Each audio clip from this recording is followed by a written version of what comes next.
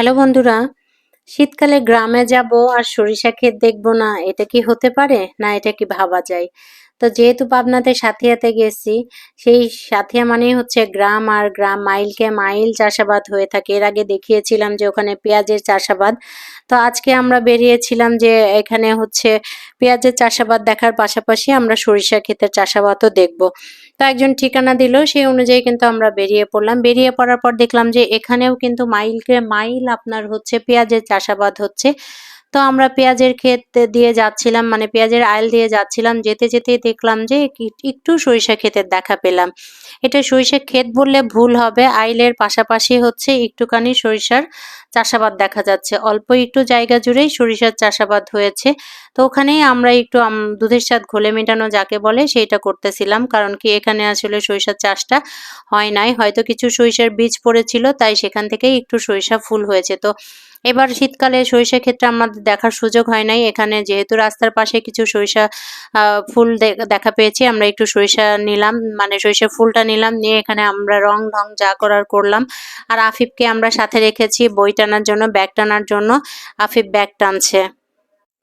যেটুকু সময় ছিলাম অনেক অনেক মজা করেছি। এখানে আফিফ একটা ছাগলকে টার্গেট করে, এটাকে আমরা বলি গুলটি। তো এই সরিষা ক্ষেতটাকে দিয়ে হাঁটলাম, একটু নাচ গান করলাম, একটু দৌড়ালাম। আর দুপুরবেলা করে হইলেও এত সনসন বাতাস বইতেছিল, মানে রোদ আমাদের কোনো রকম গায়ে লাগতেছিল না, আমাদের শরীরে একদমই লাগতেছিল না।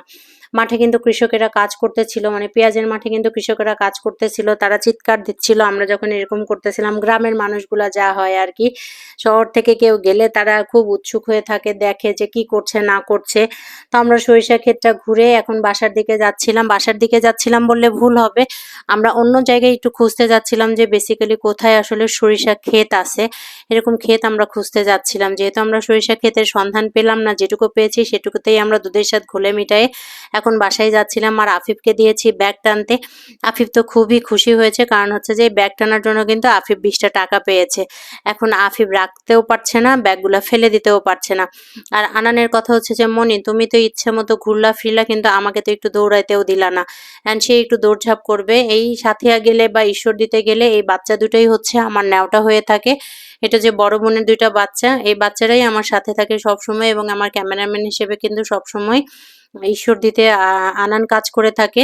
তা আনান এখন একটু পাখির মতো দৌড়াবে। আনান পাখির মতো দৌড়ালেও আমারটা হচ্ছে আমার বড় বোনের কাছে আছে স্কুলে।